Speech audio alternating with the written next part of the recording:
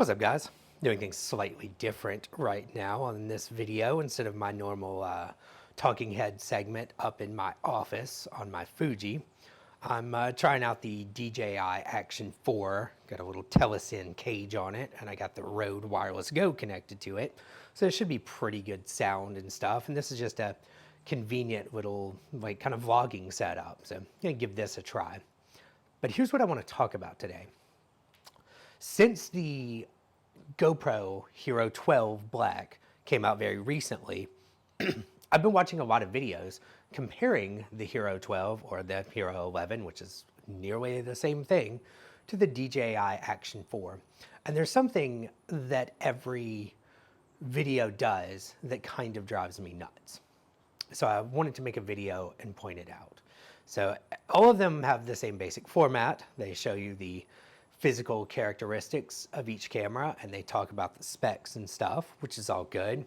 And then they go outside in broad daylight and do some different frame rates and stuff like that. And that's cool, you know, resolution, frame rate, stabilization, that's all good. And then they're like, let's compare the low light performance. And at that point, they get on an airplane and they go somewhere north of the Arctic Circle. And then they go underground hundreds of feet into a cave and they carry with them a jar with a single firefly in it. And that's the only light for the scene. It's just pitch darkness. And they're like, yeah, they both look pretty bad. Well, yeah, that's true, but that's also not what they're for. You would never shoot in total darkness with an action camera because that's dumb and that's not what they're for. A lot of the lighting conditions that these people are comparing these action cameras in, you really need, like, at minimum an APS-C camera with a fast lens. But to say that they're both bad in low light, I think does a little bit of a disservice. The reason being is that there's a lot of situations in which the Action 4's larger sensor actually does result in significantly better looking video, and they're not weird edge case scenarios. You know, they're the kind of things that I actually use these cameras, and by these cameras, I mean action cameras, for. My primary use case for an action camera, while I do some car stuff that's kind of more classic action camera footage kind of stuff, I also really, more than anything, use them as travel cameras. Because action cameras really make for great travel cameras. If you're on a road trip with your family, there's a lot of things they have going for them. You can easily, because of the way that their size and the fact that they easily mount, you know, you can easily mount them in a variety of weird places, put them on a selfie stick, stick them to a windshield. You can get, like, the combination of the easy mounting and the wide lens. You can, like, you know, mount them, stick them to the windshield facing the interior and get footage of your family. There's a bird, holy shit. I just almost got attacked by a hummingbird. That is bizarre. Sorry, totally broke my train of thought. But anyway, because of their size and the way that they're easy to mount and stuff, and the wide angle lens, you can mount these cameras like inside of a car facing the inside, stuck to the windshield, and you can get footage of, like, your family on the road trip, kind of like some B-roll. Or if you're driving through a scenic place on the way to wherever you're going, if you're going through a city or you're going through some mountains or something, you can stick it to the windshield facing outward and get some, like, scenery video.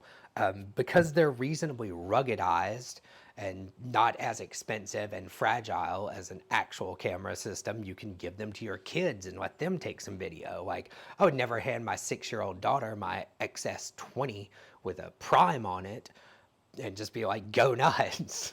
Because number one, the video probably would not be very good. And number two, that's a fairly expensive setup, relatively speaking, to hand to a small child that's, you know, she's pretty careful, but you still don't want to give her something super breakable. She is still a small child. So, like, you can totally hand a small child an action camera and be like, here, go run around, or you can clip it to their bag or whatever and get kid point of view. They're waterproof, so you can take them to the beach and you can take them to the pool. So, like, overall, just really good travel cameras. And the Action 4 is better in those scenarios. I'm going to show you some test footage I did. The first one is in my office. I got both of these mounted to the same thing. I've got both of them set at basically what I would consider their defaults. The Action 4 is at 4K 30. The GoPro Hero 11, which is what I have, is at 5.3K 30. They're both in like their linear mode. And this is indoors in my office. And my office is not like super dark or anything. There's windows, there's lots of overhead fluorescent lights, but you can see how absolutely noisy the GoPro is. And just to be fair, I did another video in my office of both of them, and I changed the maximum ISO from 3200 down to 1600. And honestly, the GoPro is still what I would consider unacceptably noisy.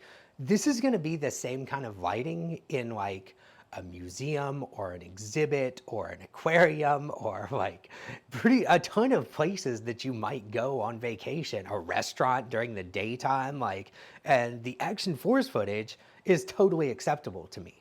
Like, it looks like a decent camera. There's a little bit of noise, but nothing too crazy. While the GoPros looks basically unusable, you know? And then there's also another situation that I actually kind of mentioned earlier that like hold on, I'm unlocking my screen. It went off. It's distracting. There we go. Okay. But there's another situation that is something that, like I said, you would use a lot when you're traveling. The inside of a car. In this footage, I am inside of a car in the daytime. I was actually waiting to pick Ava up from school. So it's like 2:45 in the afternoon on a sunny day. And while it's like bright outside, it's in the shadow, you know, inside the car. And again, the Action 4's footage looks completely and totally usable, while the GoPro's footage is a noisy mess. Like, it's a huge difference. And everybody keeps doing these videos where they take them out in very low light situations. And yeah, obviously neither one of them look great in like total darkness.